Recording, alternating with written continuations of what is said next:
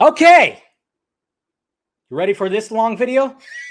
I'll try to keep it as short as possible. Okay. I mean, my initial review was almost half an hour, so I'm going to try to keep it around, same. I mean, luckily, I just had a lot to say. It's just in the moment, just feeling it, and then just wanting to get the review out there. And I couldn't shut up.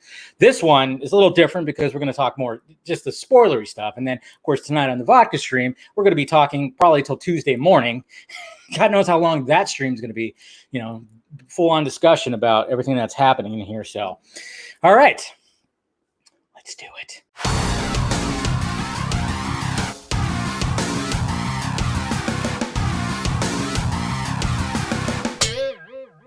What's happening, film friends? Dave the Film Junkie here. All right, time to get spoilery. I wanted to get this. I had planned on doing this yesterday, but man, I think it was just the satisfaction of the fact that the Snyder Cut has been released, and just the long day that was Wednesday. I was like, you know what? I'm gonna take a break.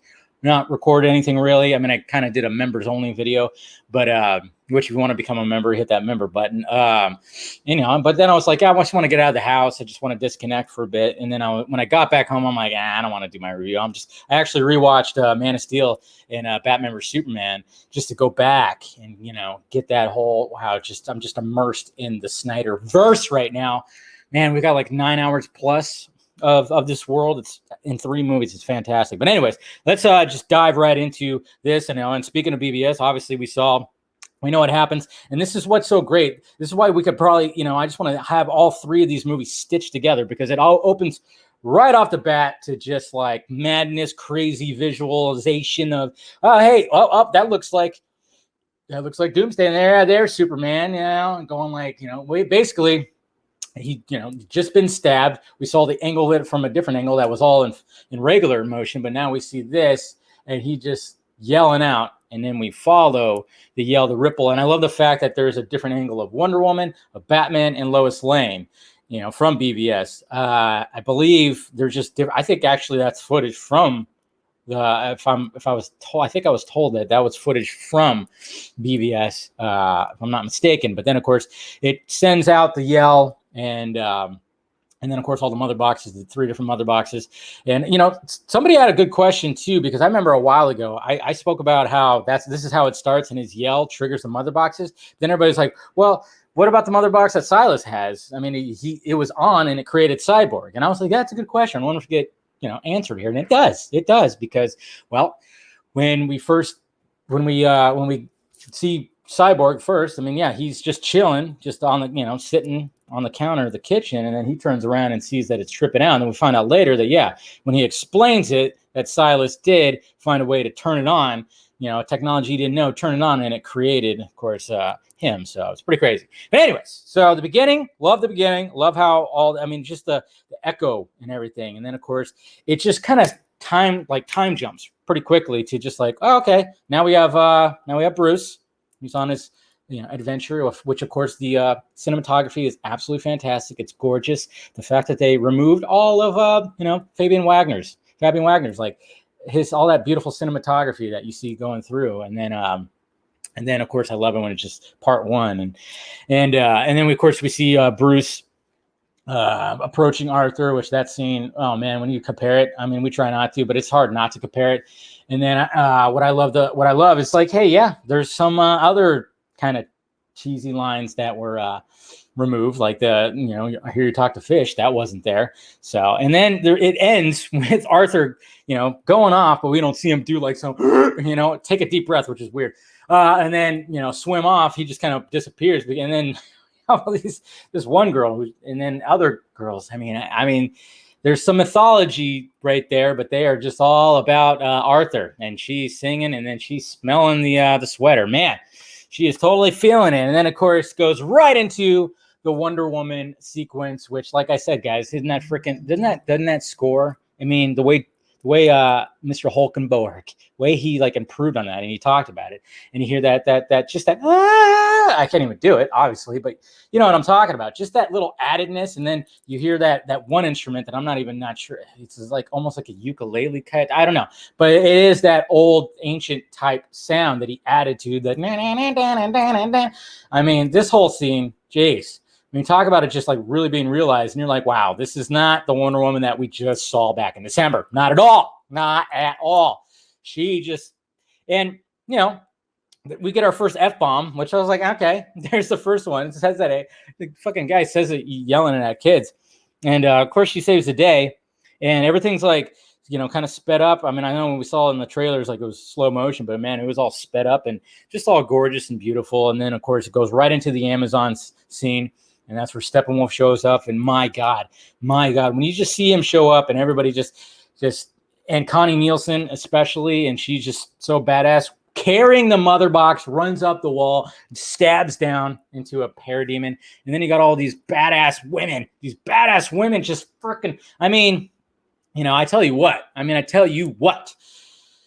it comes, this is like the 300 almost of, you know, just these Amazons. Like Snyder was just like slow motion shots, show those muscles, show them just breaking shit. Like we were wondering why this place that's on Themyscira, why did it fall down the cliff into the water? And basically that was just like, hey, you got to seal it up. All these Amazons are going to sacrifice themselves, including the ones that are hitting that are sealing it up. They're sacrificing themselves. And it was kind of sad to see, but that wasn't enough. Yeah, sadly, because it kept going. And it was just, this scene was just beautiful. And we all knew it too when we watched Justice League. Was like, okay, this is just a cut up. There was no reshoots here. This was just cut up Snyder. This totally cut up Snyder. And sure enough, that's exactly what it was, with a better looking villain. Because, you know, let's face it, Spiky Fucker is a lot better than Liam Neeson with really weird skin. So it goes to that. The Amazon scene, absolutely fantastic. No complaints. And then the arrow and everything. And then when it comes to the backstories of the new characters, we got Arthur, which I noticed that it didn't have him leaping onto the boat. That looked very wonky in Justice. It was just like all of a sudden the fisherman, you know, looks up and Arthur's just there, and it's beautiful and it's absolutely fantastic. And of course, no weird alien blood thing. I also I might have to mention too, when it comes to Bruce getting off the helicopter. If you notice, I don't know if you noticed, I posted it last night on Twitter, but I don't know if you noticed, I think Ben Affleck is just like, I'm keeping it consistent. Remember how they didn't want me to get out of the helicopter early in BVS? Well, I'm going to do it again here. If you look, he steps out of the helicopter before it actually fully lands. I thought that was great. Hey, keeping it consistent, keeping it fucking Batman.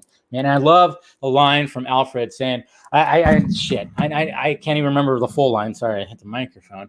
But, he talks about a man brooding. I guess it wasn't, when he's trying to recruit people, he says something about a man brooding in a cave. I guess wasn't meant to recruit a team or something like that. I've watched it 4 times and I'm like, damn, I can't remember the line right now. But you know what line I'm talking about. Just a beautiful Alfred line. But anyways, with Arthur, and then, of course, that shot, and then the music choices. Did the same thing with Barry saving Iris. You know, it's just like this epic scene that's really showing the character off, and it's got this music over it. I mean, I know some people probably were like, what the hell? But I mean, I thought it was actually pretty beautiful. Weird transition though, from when the water engulfs Arthur and then it goes right into him swimming. It does a weird crossfade, and I'm like, I don't know why. I think that's just a weird transition. What, just a crossfade? I don't know if they just like didn't know exactly how to transition to that. But and then, of course, you know, with Willem Dafoe and Valko and everything, and dolphin language, or, you know, Atlantean language. Now, James Wan mentioned that there wasn't going to be any air bubbles and everybody was just going to talk, and it worked for Aquaman. And it, you know what? Essentially, it's the way you got to look at it, guys, because the air bubbles are cool. But I mean, I get what Snyder was trying to, because obviously it makes sense. If you're thinking about in reality's terms, these people would have a different kind of language than just speaking English. But you couldn't have a whole movie like, you know, dolphin talk. Can you imagine if that was like the whole Aquaman movie? That would be insane. So you had to have them just talk like normal in the water. I mean, they had to do that. But I love the attention to detail. It's like, yes, the Atlanteans would have this fish-like language, but then, of course, when they're, you know, when there's air, when there's a bubble, they could talk normal. But it was just kind of interesting. Like when you heard like, oh yeah, he did create like a little language for it. But then, of course, the Flash scene was absolutely fantastic. I'm sure Chris Wong Swinson is gonna, you know, had a a big laugh, when Barry like grabs one of the hot dogs, and with a smile on his face, puts it in his pocket. But it's a beautiful scene because that's where Barry falls in love with Iris right there. I mean, he literally just like brushes aside, and the attention to detail, yet again, he has to do it ever so softly to make sure that he doesn't like pretty much kill her, so he's got to like let her down gently. So obviously with everything else, it's just in an instant, but man, I just love that attention to detail. And then of course, Cyborg's backstory. I can't talk enough about Ray Fisher's performance. I mean, one of the third times, I think the third time I started choking up and getting all teary-eyed when it came to watching this movie was when Barry, was in the car with his mom, and he just gets that look on his face like he's holding back tears right before, of course, the car crash. Man, Ray Fisher just hitting it right in the feels, man. Just hitting it right in the feels. And of course, it just gets even more with that. And man, I mean, that whole backstory with that score and everything. I mean, it all works because you see triumph with the football game. Then you see sadness because he's looking at the empty chair next to his mom. And man, it's insane. And then, of course, when it comes to Cyborg's whole story, and he helps out that waitress woman with the kids who can't make ends meet. She's struggling through life, and he just, gives her $100,000 just like that. And it makes it seem like she was just some random winner. And it was just really cool. Then it goes, you know what I love about this though? But then it goes right back into reality where, Vic is just like, he's like, yes, I just helped out somebody who needed it. And then he's walking away, and there's a couple that are just like stunned by looks because he has his hoodie down. And it kind of just reminds him like, oh yeah. But with all this comes a price of, I'm a sideshow freak. Anybody that looks at me is frightened. See, just beautiful little filmmaking right there. Happy moment. And then all of a sudden, Victor was reminded that, oh shit, that's right. I still look like this, which I love it when he first meets Diana. And he says, fuck the world. Second F-bomb, fuck the world. Love it. Absolutely love it. And then, of course, there's some, there's a little bit of Wonder Bat-ness that's kind of happening, which is great. History lesson. I mean, I thought it was actually going to be longer. It felt like it was pretty quick. I was like, damn, that was not as long as I thought it was going to be. I thought there would be a little bit more, but man, they really fucked up Darkseid. And a lot of people are wondering why, like, how come? Because I kind of wondered this too, and I think with the third view, and I kind of were like, okay, it does make sense because they emphasize that he's trying to find the anti-life equation, hundreds of thousands of planets destroying them. I guess when he first went there, found it, and then he got fucked up. They all got fucked up, and they booked it out of there. They just were like, saying like, I don't know. Anyways, I'm getting a phone call. So jump cut, and we're back, and I don't remember exactly where I was, because I had a phone interruption, important phone call. Don't worry. And let's just jump to the first Martian Manhunter scene. Of course, when Martha shows up at Lois's place. And yeah, I mean, I will admit, I thought also like her role was very short. I think that's what I was talking about when it came to where I was at last. There it was the fact that the history lesson, I thought it'd be actually bigger. And then, of course, when they were talking about that's okay. See, now it's all coming back to me, guys. This is why I now do it like this. I do it raw almost. I'm raw dogging you guys. Why did I say it like that? I don't know. Again, not going to cut it out of this review. Anyways, when it came to like Darkseid, not remembering that it was on Earth. I mean, I'm just guessing he was young, stupid. Somebody didn't go like, hey, maybe we should mark this planet as this is where the anti-life was. It was just a planet where he got effed up, almost got killed. Probably was like, I ain't going back to that place. But then again, it's kind of weird because, well, wouldn't he want to? Because that's where his ultimate prize is. I don't know.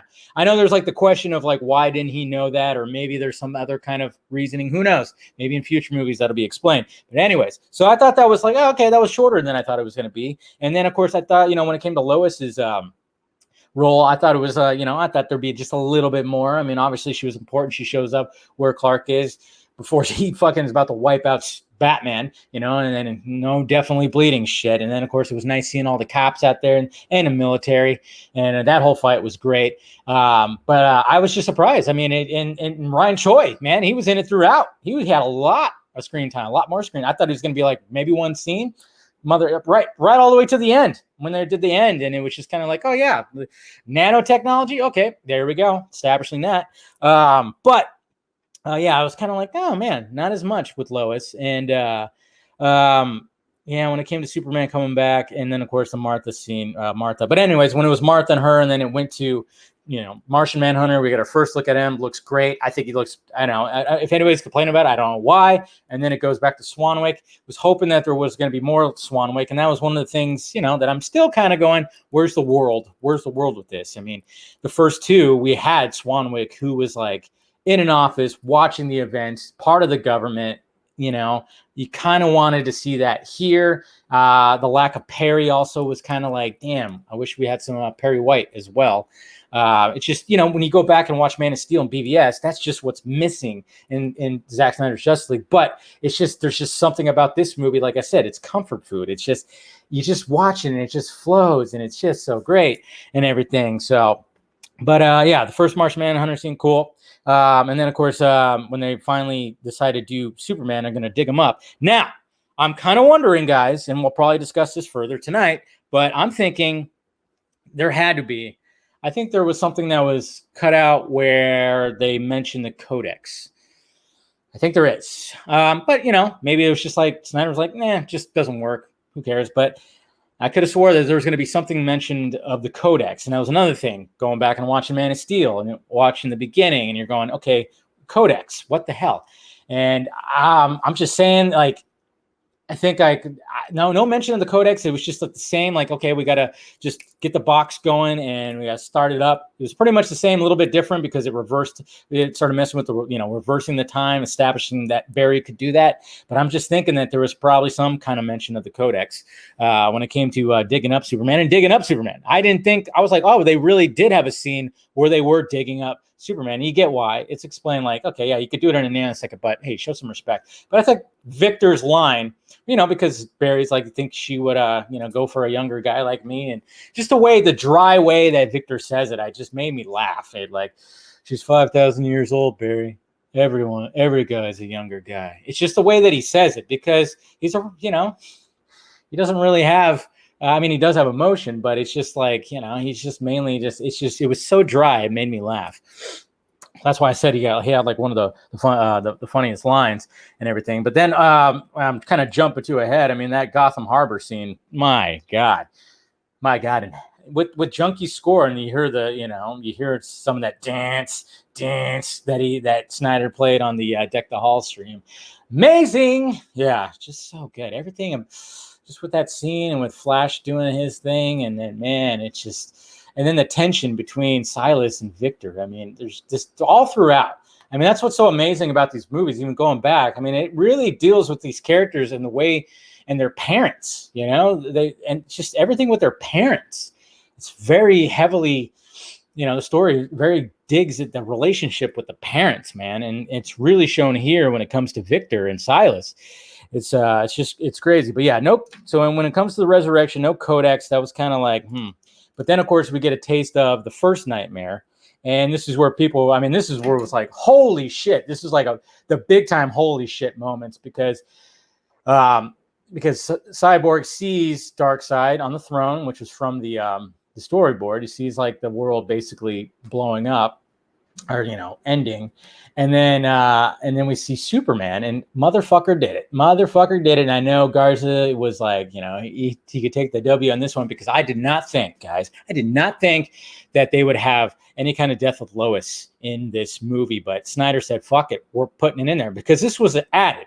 And, we know that because it is, I didn't think it was actual footage, repurposed footage from Man of Steel, but yes, it is. It is because he also does that for the Nightmare scene as well. When he lands, that's repurposed from BVS when he first lands. It's just mainly because they're two quick scenes. Cavill was out shooting The Witcher, couldn't do anything. And they had the stuff, and it was easy to just like, okay, we could change it, just get a little bit of it. It's fine. And yes, I know people are like, yeah, I saw somebody like that. He didn't think that we would notice. Shut the fuck up. Who the hell cares? Still works. Brief. It works with the scenes. But yes, you see him holding a torch Lois in the Batcave and Darkseid right behind him. I'm like, wow, he did it. Crazy. And then, of course, you see him holding the cowl when you get that shot. Man, and everything was just like absolute craziness when it comes to all that. So yeah, Superman comes back. She does say you spoke. I remember I was kind of like, no. Well, I'm like, does she really say like you spoke? Yep, there it was. A lot of people got that one. And at first I was like, nope. And then, yeah, definitely was. So we got all that. And then, yeah, I mean, just going right up to everything. Let's just go right up to the final act. I mean, like I said, just the fact that it was dark and it was everything just pops. And like I said, I was surprised that when we got that hero shot, that they released like the still of that. I'm like, man, they're showing a lot of stuff off here. But I mean, talk about one of the things too, though. I'm like kind of wondering, like, why did Clark choose the black suit? You know, well, it would have been nice if I don't know, but maybe. I don't know, maybe it's meant for something more. And then there was another thing that kind of was like weird for me too, was basically when the flying fox couldn't get it to fly, but Cyborg finally got it to fly, and Alfred gets all like, Mr. Wayne, got to see this. And then they start going up, and then it's just like, all right, we're ready for battle. Batman is in his new tactical suit.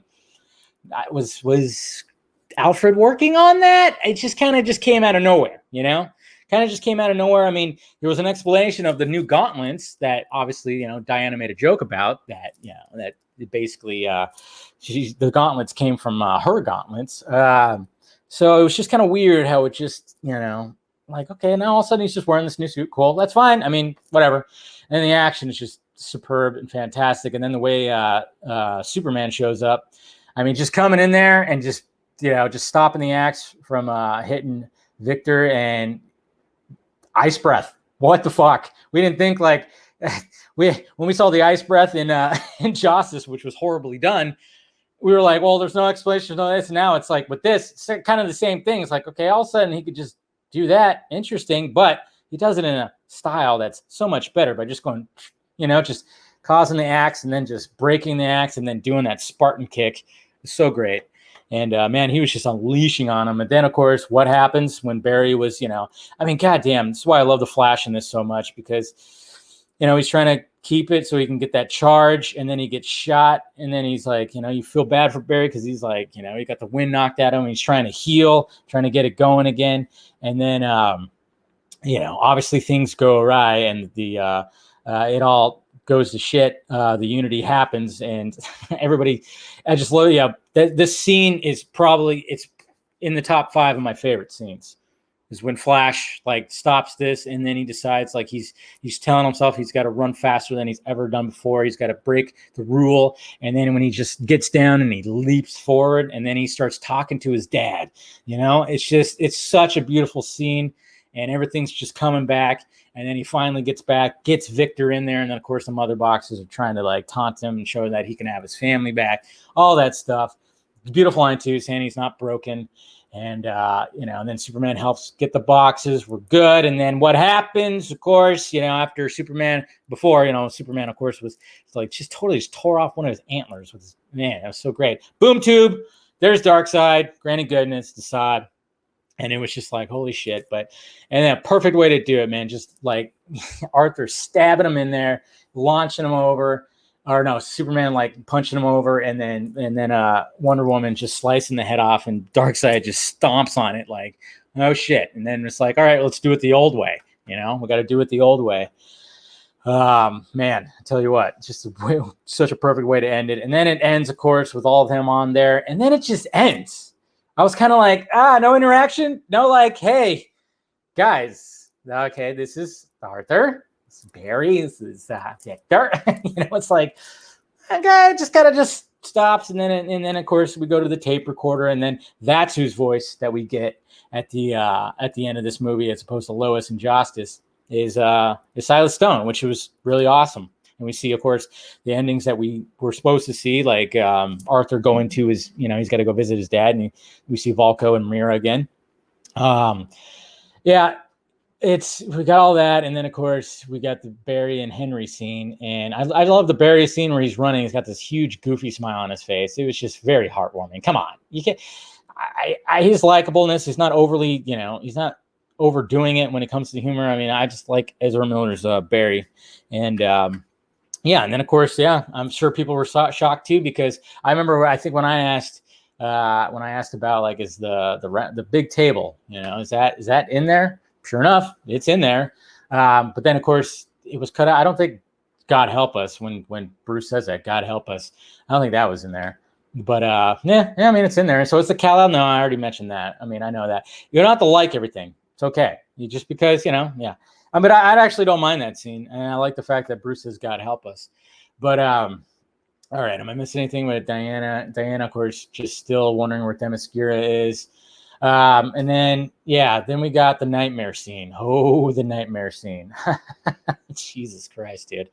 It is just chills when you hear Joker start laughing, like when Mira is saying that she's gonna basically stab Superman. Man, when you hear it's just the exchange, the back and forth, the fact that he says, who's gonna give you a reach around? I mean, my God, I want to hear Joker say that to Batman. I'm your best friend. Oh, it's so good. And then of course, I mean, I was close, guys. I was really close. It was all, and because he's telling Joker, like when Harley was bleeding in his arms, that she was like, promise me that you'll kill him. So that means that Joker might have killed Harley in this world. That's what I was gathering about. And I think that's kind of interesting. But yeah, she said, swear that you'll kill him like a slow death. And he goes, so when I kill you, and believe me, I'll fucking kill you. I'm like, yes! There it is. There's my big W. I swear to God, that was a full-on guess. I didn't hear that or anything. I was just like, yeah, if there's going to be an F-bomb, it's going to be directed towards Joker. It can't, how can it, yeah. Anyways, so good. So there's all that, and then of course there's Wade Wilson, and then of course, I mean, even like the scene with Wade Wilson, Slade. Man, sorry, I have a Deadpool Funko Pop right there, and my brain went there. No, Slade with Lex Luthor, and he just goes, oh yeah, his name is Bruce Wayne. Just totally just reveals it, and yeah, and Slade's like, he's all about it. And now, of course, setting up Ben Affleck's Batman, which hopefully we can, fingers crossed, that we'll see. But yeah, but then right after that, we get them both teamed up together. It's just crazy. I mean, it looks all different. It's great. It's absolutely great. And then, the exchange between Joker and Batman. I mean, it's up there to Dark Knight, man. It really is just absolutely so fantastic. Just the dialogue and like why send a boy wonder to do a man's job? Jesus Christ, man. You just got to love it. I mean, I just chills. I'm getting goosebumps just thinking about it right now. And man, I totally forgot one thing that I'll go back to at the end here that, people are going to be talking about. We're going to be talking about tonight as well. But then, of course, we got the last part, Martian Manhunter, which, the scene was initially supposed to be Green Lantern. We all heard about stuff with that, but now it got repurposed, reshot, because you could tell. I mean, Ben Affleck looks great, but yeah, you could tell he's leaner. He's leaner, so that was also reshot.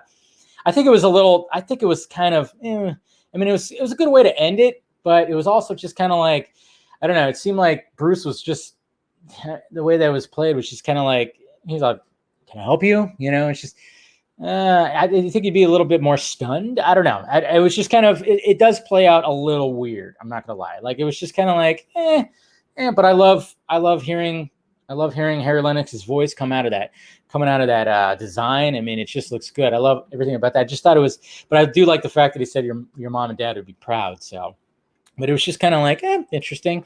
All right, cool.